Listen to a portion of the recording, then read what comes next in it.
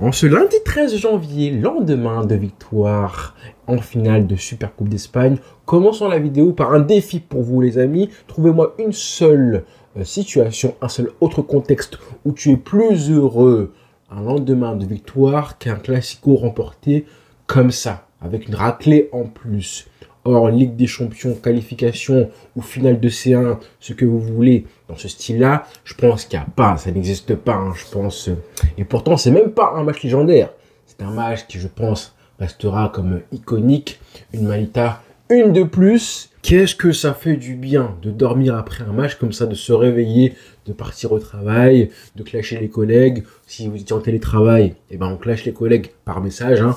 On connaît comment ça marche. C'est de bonne guerre, c'est le football. On se taquine, on se titille, mais à la fin, on aime le même sport. Victoire du FC Barcelone. Hier soir, on a fait un débriefing, on s'est régalé. On peut en reparler hein, pendant une demi-heure, une heure du Classico, mais on va quand même parler des conséquences.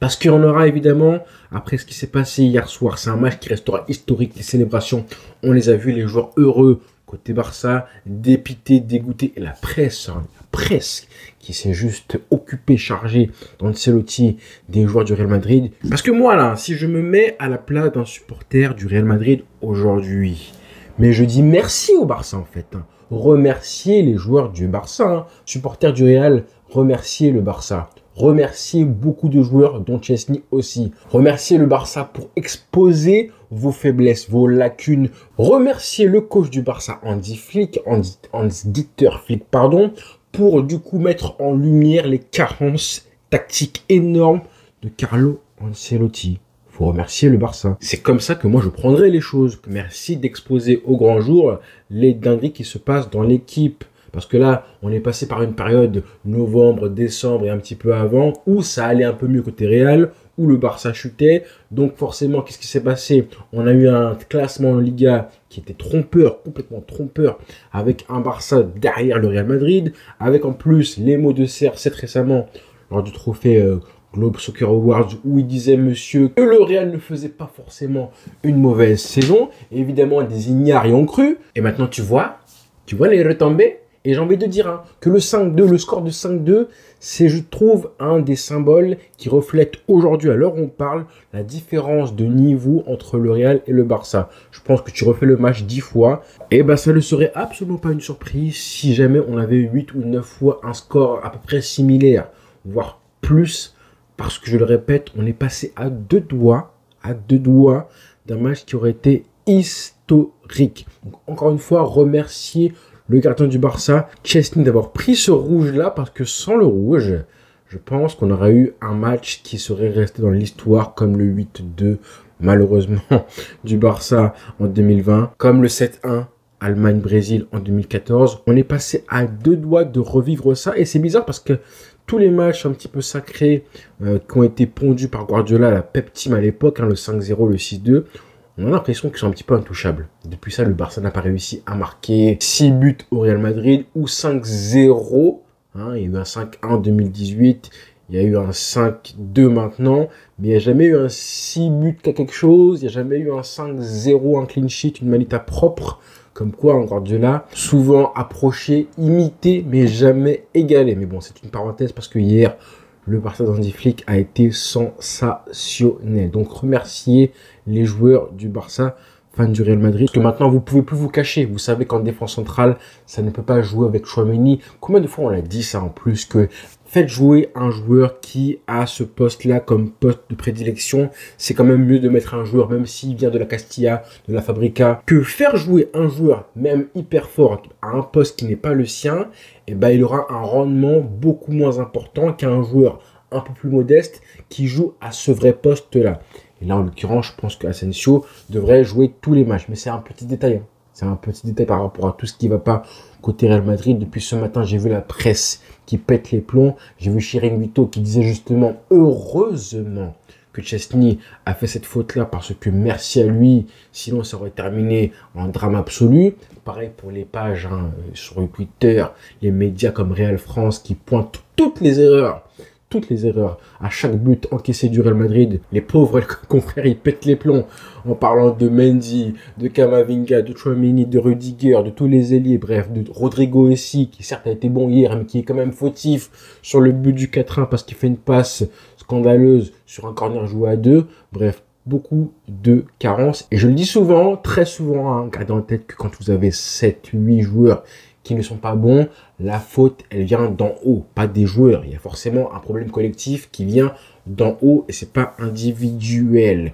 Voilà pour vous, supporters du Real Madrid. Côté Barça, écoutez, on est passé près d'une humiliation encore plus grande, mais l'essentiel, c'est quoi? C'est qu'évidemment que le complexe, et c'est vrai, maintenant je peux le dire officiellement, le complexe d'infériorité du Real Madrid est de retour envers le Barça. Alors pas dans les trophées encore, et je veux dire pas encore pour l'instant, même si hier le Barça a pris la Supercoupe, parce que le Real reste quand même champion d'Europe, champion d'Espagne en titre. Et depuis quand on a vu un champion d'Europe et d'Espagne en titre qui joue avec autant de peur que ça? Je reviens sur le Real Madrid, hein, mais depuis maintenant 20-25 ans, à chaque fois qu'une équipe prend la C1, en général l'année d'après, elle est quand même assez tranquille. Elle dégage une espèce de sérénité. Hein. J'ai jamais vu un champion d'Europe en titre déjouer aussi mal simplement parce que Mbappé est venu, que Kroos est parti. Un joueur Kroos, certes un métronome qui est parti, et on voit un Real qui est juste en liquide, en décomposition totale. Le Barça en 2015, quand il perd Xavi, il joue pas comme ça ensuite. Hein. Loin de là, mais bon. Ça, c'est un autre problème. Quand on vous dit que ramener des joueurs comme Tchouaméni de Monaco, le faire jouer à un poste qui n'est pas le sien, alors que vous avez sur le banc un mec comme Asensio, qui certes vient d'arriver, mais qui est formé du coup au Real Madrid, et ben voilà, hein, quand tu vois la Masia, combien de joueurs de la Masia ont joué hier dans l'effectif? Il y en avait, je pense, une bonne flopée, hein, peut-être 10. Le Real, ça fait 15 ans qu'ils ont sorti seulement un défenseur de la Fabrica, c'est Carvajal. Le reste, bah, le prochain, bah, ça va être du coup Asensio. Donc remercier le Barça, hein, fan du Real Madrid, parce que là, ce qui va se passer, c'est que le Real va se demander ce qu'il faut faire pour le mercato, à savoir recruter 1, 2, voire 3 joueurs. On sait comment ça se passe. Je clôt la parenthèse Real Madrid. Pour le Barça, comme je disais, Chesney a peut-être gâché quelque chose d'historique, de mémorable. C'est vrai, parce que je pense qu'il pouvait retirer son pied, que si Mbappé l'avait crocheté sans qu'il fasse de faute, c'est pas sûr, c'est vraiment pas sûr qu'il aurait marqué parce que Araujo revenait au contact. Donc ça aurait été bien de voir un duel, mais je pense qu'à 5-1 en plus, il aurait juste dû le laisser passer. Mbappé, 5-2, prendre un but à ce moment-là du match, c'est pas très grave, loin de là. Et ça reste insignifiant car, comme je le disais, le Barça a récupéré le complexe d'infériorité côté Real Madrid. Donc tous les prochains classicos, hein, dont celui en Liga qui va être du coup joué à Barcelone, on espère au Camp Nou, je crois que c'est fin mai, hein, on espère que ce sera au Camp Nou. Et ben les prochains classicos, le Real aura de nouveau cette espèce de peur de revivre une déculottée. Et quand tu commences un match comme ça, attention à l'impact psychologique. On verra d'ici là où on en sera, si le Barça fera une bonne campagne en Ligue des Champions, en Coupe du Roi et où en sera le Real Madrid. Mais dans un rapport de force, si demain le match avait lieu, le match retour, hein, en Liga avait lieu demain ou prochainement, et ben je pense que ce serait très compliqué à gérer émotionnellement côté Real Madrid. On a vu des joueurs qui ont pris confiance hier, qui se sont dépucelés avec le Barça, qui ont pris leur premier titre, hein, que je veux dire c'est ça. Ils ont mis la manière, ils ont joué leur meilleur football. Je pense que c'était le meilleur match du Barça hier. Je le mets un poil devant le match face au Bayern, où le Barça avait quand même souffert en début de rencontre. Pareil lors du Classico, aller en Liga, où le Barça avait souffert pendant, on va dire, la première mi-temps, avant de dérouler en seconde. Là, franchement, hein, je me dois même d'inclure le moment où le Barça était à 10 hier, entre la 60e minute et la fin, 40 minutes, pendant lesquelles le Barça a géré d'une façon franchement comme des bonhommes. Est-ce que vous avez vu la maîtrise au milieu de terrain avec Pedri, avec Olmo, avec Casado à la fin, le jeu en triangle, la possession, les décalages, le pressing complètement annihilé côté Real Madrid. J'ai l'impression, hein, que le match est devenu équilibré à 11 contre 10 en fait. Rien que ça là comme phrase, c'est une dinguerie. Mais les 60 premières minutes, hein, avant le carton rouge, elles vont compter parce que là, je pense que depuis hier soir, on a conscience qu'il s'est passé quelque chose. La presse en parle. Rafinha, forcément, on reparle de lui pour le Ballon d'Or. Est-ce que c'est une bonne chose ou pas? Ça, je voulais juger. On parle évidemment d'Araujo qui a gagné ce titre-là. Rappelons quand même que Inigo Martinez s'est blessé et qu'il sera absent 5 semaines. Donc Araujo, même si là apparemment la Juventus va soumettre une offre au Barça de 50 patates, 50 manioc pour Araujo qui pourrait du coup quitter le club après avoir offert et contribué franchement de belle manière. Rendons à César ce qui appartient à César parce qu'il a fait un très beau match. Il a éteint Vinicius qui s'est rappelé justement qui était Araujo. Justement le Barça qui pourrait hésiter maintenant avec un Inigo Martinez blessé. Araujo qui montre des belles choses. Si jamais il part, du coup tu n'as plus que Christensen et Eric Garcia. Bon, mais ça va être un dossier qui va être hyper important à gérer. Côté Barça, comment ne pas revenir sur Lamine Yamal, les amis, qui lui aussi, je pense, doit militer pour le Ballon d'Or, ne pas faire de propagande avec seulement Rafinha. Un doublé et une passe décisive incroyable pour le Brésilien et un but de crack qui restera, je pense, l'image de cette finale et peut-être l'image, une des images de la saison du Barça. Il en avait parlé récemment comme quoi il voulait gagner des titres avec le Barça et très vite. J'en ai fait une vidéo pour 2025 et les objectifs de Lamine Yamal. Il y en a pas mal qui m'ont dit oui, Charel, t'es un petit peu dur avec lui, etc. Il n'a pas besoin de ça. Des objectifs à 17 ans, à 18 ans, laissons-le grandir, etc., etc. Et les frères, Lamine Yamal, on parle d'un des plus gros, peut-être le plus gros talent de la Masia après Messi et Iniesta et peut-être Xavi dans l'histoire du FC Barcelone, ce qui n'est pas rien. On parle là, à l'heure où je fais la vidéo, d'un des deux joueurs les plus surdoués, les plus précoces plutôt, de l'histoire du football avec Pelé, tout simplement. Comment ne pas avoir des attentes juste à la hauteur de son talent? Juste ça. On veut des attentes pas plus hautes, hein, forcément. On ne va pas lui demander d'être Messi, de faire ce que Messi faisait, parce qu'il n'est pas aussi doué et talentueux que Messi. On veut juste des attentes et des objectifs personnels et collectifs pour lui, autour de lui, à la hauteur de son talent à lui, et comparé forcément à la génération à laquelle il fait face. D'accord? S'il avait une génération dorée de crack, comme c'était le cas en 2005, entre 2005 et 2015, eh ben, ça aurait été plus compliqué pour lui de s'exprimer et de briguer, pourquoi pas, un ballon d'or avant ses 20 ans. Alors que là, les amis, concrètement, premier classico, il termine homme du match malgré la défaite du Barça. On s'en souvient en avril dernier. Deuxième classico, c'était là, récemment. En octobre dernier, il fait pas un match extraordinaire, mais il marque un but iconique.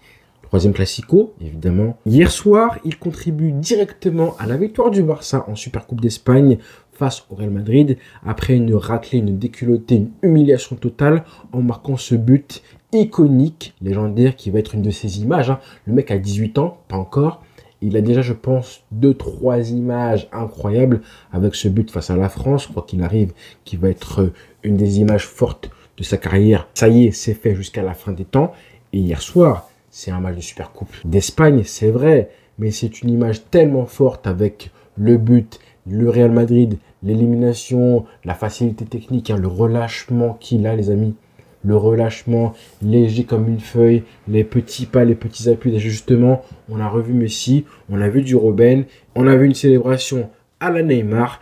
Et finalement, c'est du Lamine Yamal. C'est du joueur justement qui s'inspire un petit peu de tout ce qui s'est fait de mieux techniquement au Barça, récemment même dans le football depuis maintenant 10-15 ans, avec ce mélange de joueurs, avec ce joueur déjà hyper complet pour son âge. Et récemment, je disais que justement, je pensais que quand même CR7 était, je pensais, un plus doué que Lamine Yamal au même âge. Mais tout compte fait, je pense que Cristiano n'avait pas certaines qualités que possède Lamine Yamal naturellement.